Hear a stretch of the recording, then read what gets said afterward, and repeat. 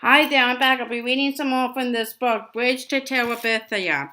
We're up to chapter 8, Easter. Even though it was nearly Easter, there were still very few nights that it was warm enough to leave Miss Bessie out. And then there was the rain. On March it poured. For the first time in many years, the creek bed had water, not just a trickle either, enough so that when they swung across, it was a little scary. Looking down at the rushing water below, just took Prince Terrin across inside his jacket, but the puppy was growing so fast he might pop the zipper any time and fall into the water and drown.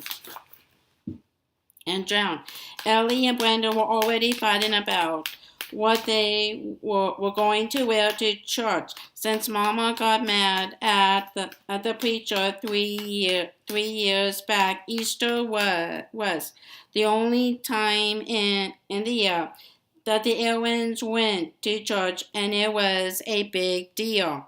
His mother always cried poor, but she put a lot of thought, and as much money as she could scrape together into making sure she wouldn't be embarrassed by how her family looked. But the day before, she planned to take them all over to Millsburg Plaza for new clothes. His dad came home from Washington early. He'd been laid off. No new clothes this year. A wail went up from Ellie and Brenda, like two sirens going to a fire. You can't make me go to church, Brenda said. I ain't I ain't got nothing to wear, and you know it. Just 'cause you are. Too fat, Maybelly muttered. Did you hear what she said, Mama? I am gonna kill that kid. That kid, Brenda. Will you shut your mouth? His mother said sharply, then more wearily. We got lot more than Easter clothes to worry about. His dad got up noisily and poured himself a cup of a black coffee from the pot on the back of the stove. Why can't we recharge? Some things Ella said in a weeding voice. Brenda burst in. Do you know what some people do? They charge something and wear it, and then take it back and say it didn't fit or something. The stores don't get them no trouble. Her father turned in a kind of roar. I never heard such a fool thing in my life. Didn't you? Didn't you hear? Your mother tell you to shut your mouth, girl. Your mouth, girl. Brenda stopped talking, but she popped her gum as loudly as she could, just to prove she wasn't going to be put down. Just was glad to escape to the shed and the complacent company of Miss Bessie. There was a knock. Jess? Leslie, come on in. She looked first and then sat on the floor near his stool. What's new, Lord? Don't ask. He tugged the teats whimsically and listened to the plink, plink, plink in the bottom of the pail. That bad, huh? My dad, my dad's got laid off, and Brenda and Ellie are fit to fight 'cause they can't have new clothes for Easter. Gee, I'm sorry about your dad. Just grinned. Yeah, I ain't too worried about those girls. If I know them, if I know them, they would trick new clothes out of somebody. It would make you throw up to see how to see how those girls make a spectacle of themselves in church. I never knew you went to church just Easter. He concentrated on the warm udders. I guess you think that's dumb or something. She didn't answer for a minute. I was thinking I'd like to go. He started milking. I don't understand you sometimes, Leslie. Well, I have never been to a church before. It would be a new experience for me. He went back to work. You'd hate it. Why? It's boring. Well, I just like to see for myself. Do you think your parents would let me go with you? You can't wear pants. I have got some dresses, just errands. What one does never sees here, he said. Open your mouth. Why? Just open your mouth. For once she obeyed. He sent a stream of warm milk straight into it. Just errands? The name was garbled, and the milk dribbled down her chin as she spoke. Don't open your mouth now. You're wasting good milk. Leslie started to giggle, choking and coughing. Now, if I could just learn to pitch a baseball that's straight. Let me try again. Leslie controlled a giggle, closed her eyes, and solemnly opened her mouth. But now just was giggling so that he couldn't keep his hands steady. You dunce. You got me right in the ear. Leslie hunched up her shoulder and rubbed her ear with the sleeve of her sweatshirt. She collapsed into giggles again. I'd be obliged if you'd finish milking and come on back to the house. His dad was standing right there at the door. I guess I better go, said Leslie quietly. She got up and went to the door. Excuse me. His dad moved aside to let her pass. Just waited for him to say something more, but he just stood there for a few minutes and then turned and went out. Ellie said she would go to church and Mama would let her wear the see-through blouse, and Brenda would go if she at least got a new skirt. In the end, everyone got something new except Jess and his dad, neither of whom cared, but Jess got the idea. It might give him a little bargaining power with his mother. Since I ain't getting anything new, could Leslie go to church with us? That girl. He could see his mother rooting around in her head for a good reason to say no. She don't dress right, Mama. His voice sounded as prissy as Ellie's. Leslie's got dresses. She got hundreds of them. His mother's thin face dropped. She bit the outside of her bottom lip in a way Joyce Ann sometimes did and spoke so softly Jess could hardly hear her. I don't want no one poking up their nose at my family.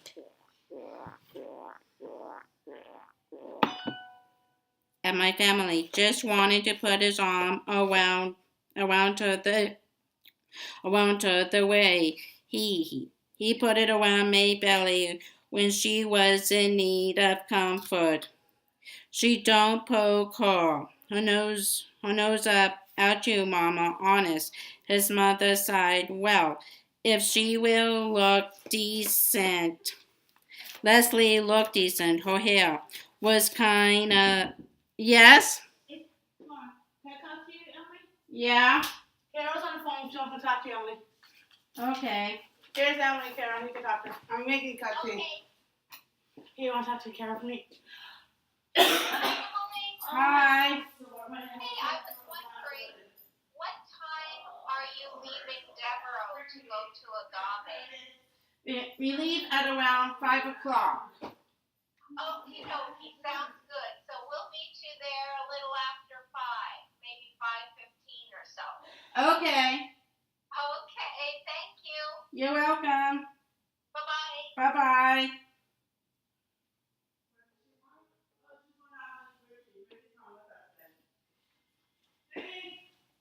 Here you go. What time are you leaving? Around 5. Good. That's what we're doing. Oh, we're fine. Good. Hello, Lucas.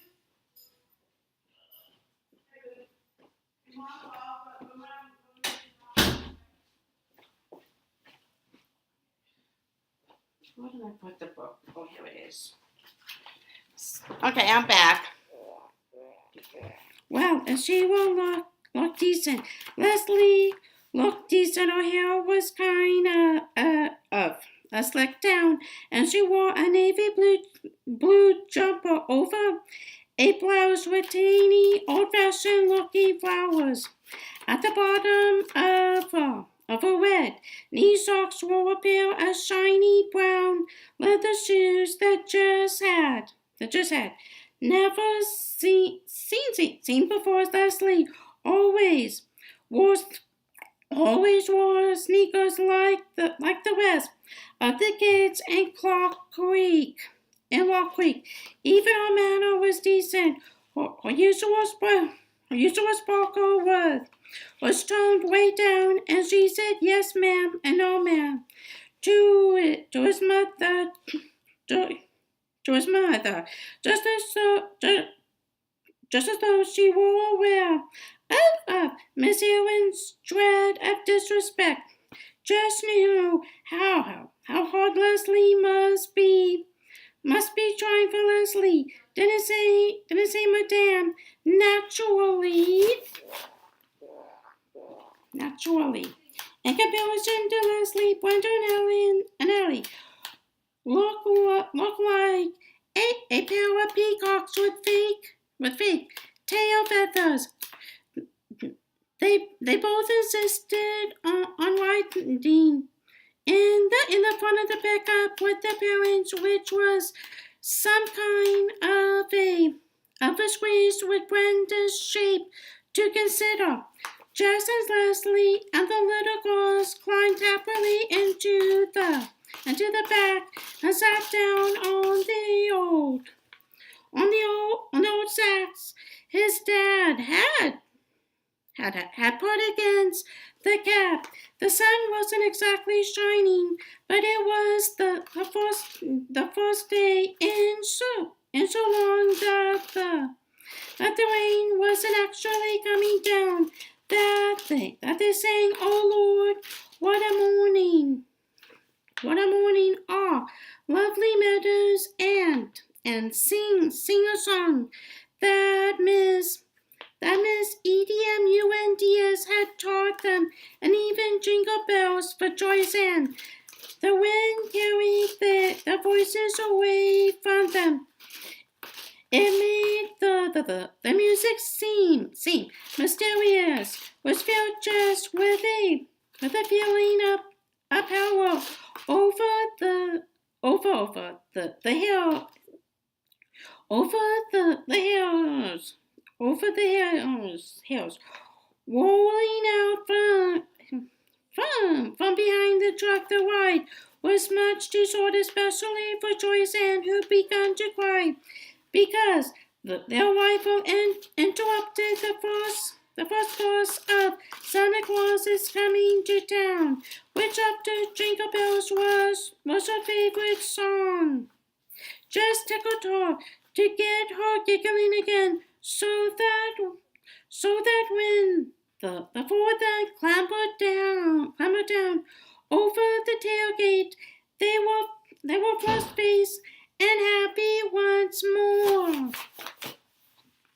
Once more. They were a little late, which didn't bother Ellie and Brenda for a minute.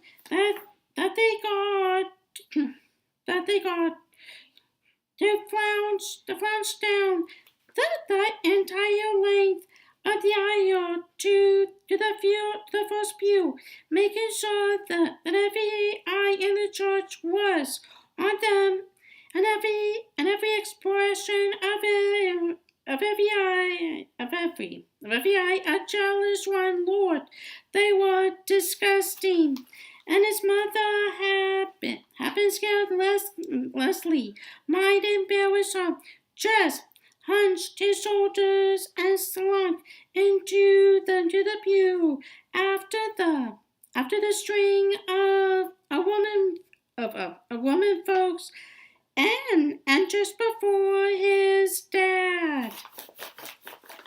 Church always seemed the same, could tune it out.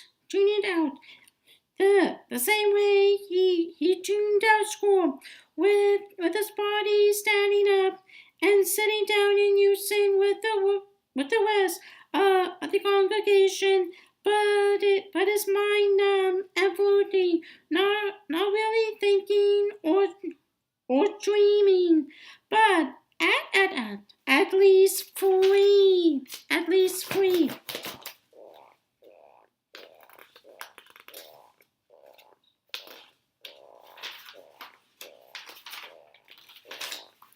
Once or twice he was aware of being on his feet,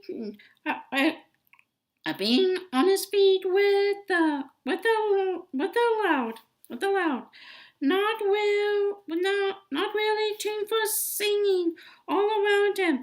At the edge of his consciousness, he could hear Leslie singing along, and drowsily wondered why she bothered. The preacher had one of those tricky voices. It would buzz along for several minutes quite comfortably, then bang, he was screaming at you. Each time Jess would jump, and it would take another couple of minutes to relax again, because he wasn't listening to the words. The man's red face, with sweat pouring down, seemed strangely out of place in the door sanctuary. It was like Brenda throwing a tantrum over Joycey A&N, touching her lipstick. It took a while to get Allie and Brenda pulled away from the front yard of the church.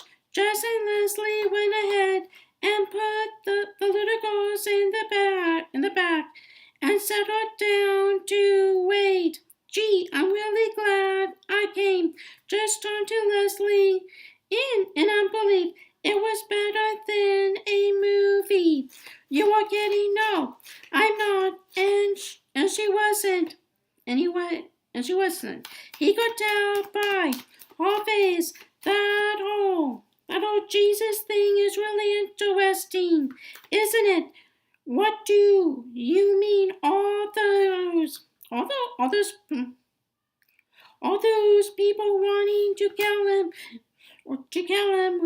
when he hadn't done anything to hurt them? She hesitated.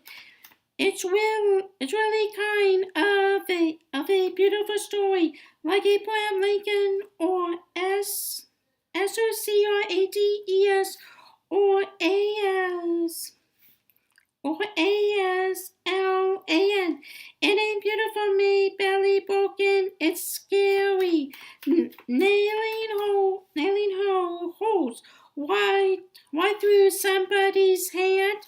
May belly's right just reach down into the deepest pit of his mind.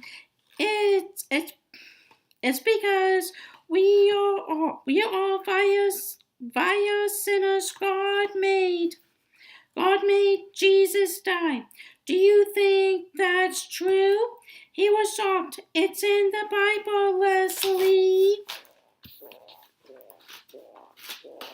It ain't beautiful, my belly broken. It's scary. Nailing holes right through somebody's hand, my belly's right. Just reach down into the deepest pit of his mind. It's because we are all fire sinners, God. Made Jesus die. Do you think that's true? He was shocked. It's in the Bible, Leslie. She looked at him as if she were going to argue, then seemed to change her mind. It's crazy, isn't it? She shook her head. You have to believe it, but you hate it. I don't have to believe it, and I think it's beautiful. She shook her head again. It's crazy. May belly had her eyes all squinched, as though Leslie was some strange creature in a zoo. You got to believe the Bible, Leslie. Why? It was a genuine question. Leslie wasn't being smarty, 'cause if you don't believe the Bible, May belly's eyes will huge. God will. God will damn you to hell when you die. When you die, will she ever hear a thing like that? Leslie turned on just as though she were about to accuse him of some wrong he had committed against his sister. He felt hard and caught by her voice and words. He dropped his gaze to the gunny sack and began to fiddle with the raveled edge.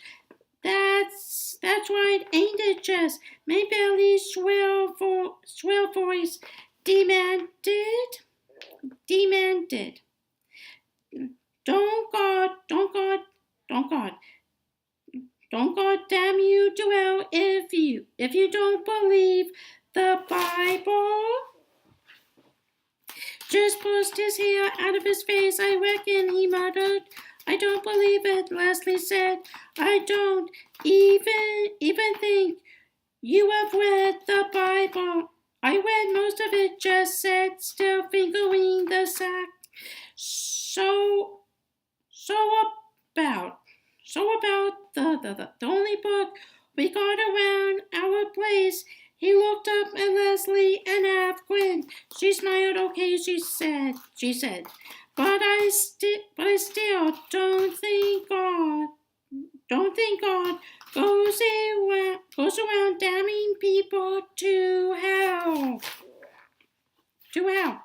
They smiled at each other, trying to ignore May Belly's anxious little voice. But Leslie, she insisted, what if you die?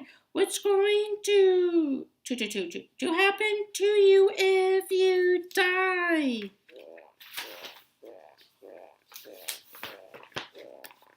Okay, that's the end of chapter 8. Bye-bye for now.